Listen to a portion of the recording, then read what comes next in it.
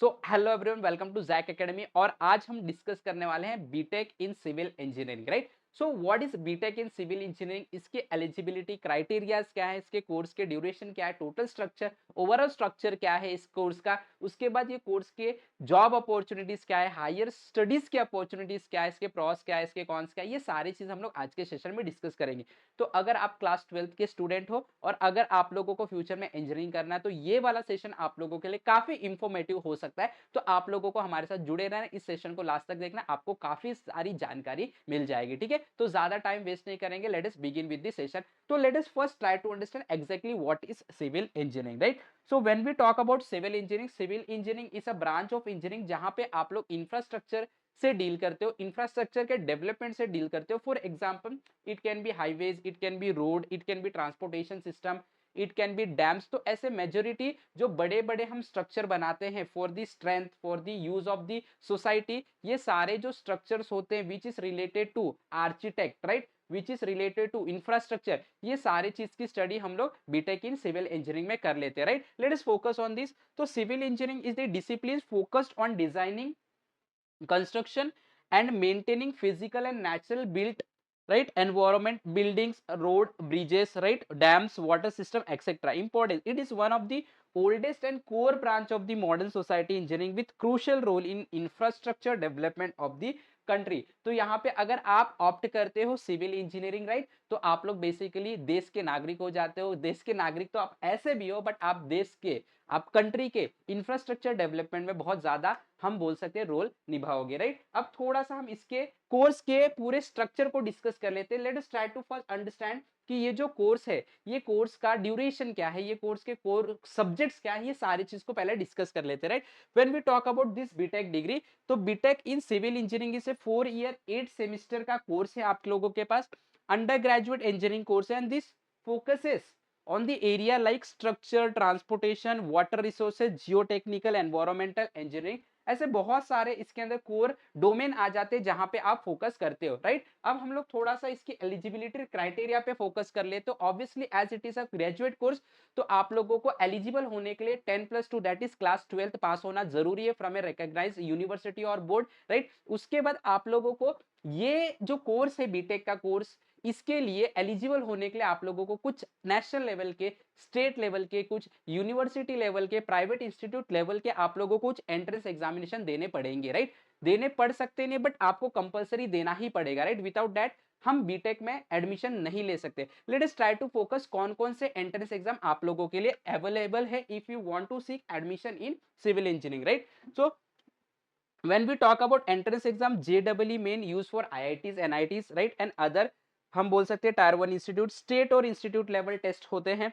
Admission also possible through counselling and ranked based allotment से भी कुछ जगह पे एडमिशन हो जाते हैं। अब थोड़ा सा हम लोग इसके अंदर जो टाइपिकल सब्जेक्ट जिसके ऊपर आप लोगों को वर्क करना है, जिसकी आप लोगों को टेक्निक आपके अंदर डेवलप करना है, कौन से सब्जेक्ट के ऊपर मेजर आपको फोकस करना है, थोड़ा सा उसके बारे में डिस्कस कर लेते हैं। तो इनिशियल फेज में जब आप फर्स्ट ईयर की तरफ होगे, तो आप लोगों को फर्स्ट ईयर में basically you have to focus on applied physics and chemistry, वहीं पे element of civil engineering, surveying and engineering graphics, ये कुछ कोर कंसेप्ट, कोर सब्जेक्ट आप लोगों को फर्स्ट ईयर में मिल जाते हैं। अगर आप सेकेंड ईयर में जाते हो, मिड ईयर्स में जाते हो, तो आप लोगों को फ्लूइड मैकेनिक्स को सब्जेक्ट बनाना पड़ेगा, स्ट्रेंथ ऑफ मटेरियल आ जाता है आपके लिए, कॉन्क्रीट टेक्नोलॉजी से आपको डील करना पड़ेगा, हाइड्रोलिक से डील करना पड़ेगा। All this thing deals with the strength of the material, strength of the mechanical system, right. वहीं पे अगर आप लास्ट फेज में आ जाते हैं, थर्ड फोर्थ ईयर में आ जाते हो, तो आप लोगों को जियो टेक्निकल इंजीनियरिंग का सब्जेक्ट आ जाता है, ट्रांसपोर्टेशन इंजीनियरिंग का सब्जेक्ट आ जाता है, स्ट्रक्चरल एनालिसिस,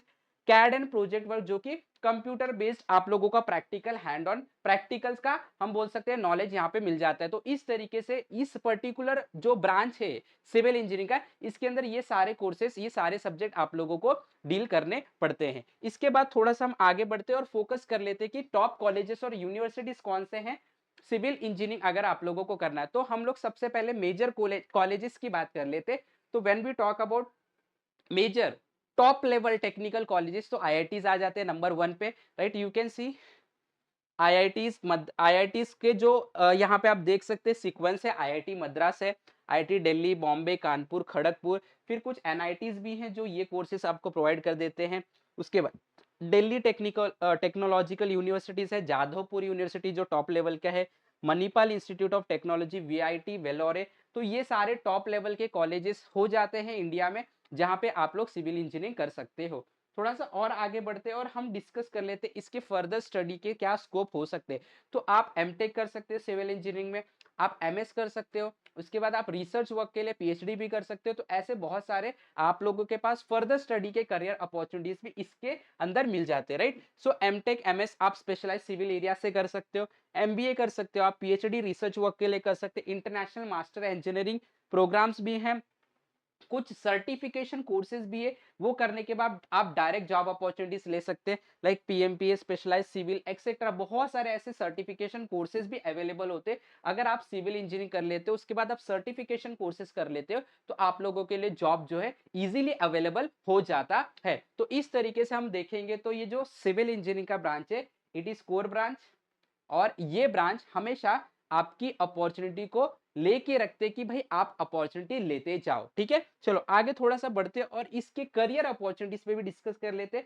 आप लोगों को अगर जॉब मिलता है तो आप लोगों को यहाँ पे जॉब जो हो सकता है, गवर्नमेंट के बहुत सारे जो प्रोजेक्ट्स होते हैं, पब्लिक सेक्टर के चाहे प्राइवेट सेक्टर के प्रोजेक्ट, चाहे वो बिल्डिंग ऑफ डैम्स हो, चाहे वो रेलवे का स्ट्रक्चर बनाने की बात कर लो, राइट। तो बहुत सारे एरियाज हैं, बहुत सारे साइट्स हैं जहां पे आप लोगों को जॉब अपॉर्चुनिटीज बहुत अच्छा मिल सकता है इंफ्रास्ट्रक्चर के फील्ड में, right. So you can see site engineer, structural engineer and project manager, transportation environmental engineering, geotechnical specialist, urban planner, ऐसे बहुत सारे आप लोगों के पास अपॉर्चुनिटीज आ जाती है, राइट। वहीं पे कुछ सेक्टर्स भी हैं, कंस्ट्रक्शन फर्म्स है, इंफ्रास्ट्रक्चर एंड कंसल्टिंग है, गवर्नमेंट डिपार्टमेंट से, real estate and urban development का डिपार्टमेंट है जो कि पब्लिक लेवल और प्राइवेट लेवल दोनों पे है, वेल एस्टेब्लिश्ड है इंडिया में। वहां पे भी आपको बहुत अच्छी जॉब अपॉर्चुनिटीज और करियर ग्रोथ मिल जाता है। तो ये आप बहुत अच्छा आप लोगों के लिए कोर्स यहाँ पे साबित होता है। आगे बढ़ते थोड़ा सा हम इसके प्रॉस के बारे में डिस्कस कर लेते हैं, इसका बेनिफिट क्या है, इसका फायदा क्या है। तो ऑब्वियसली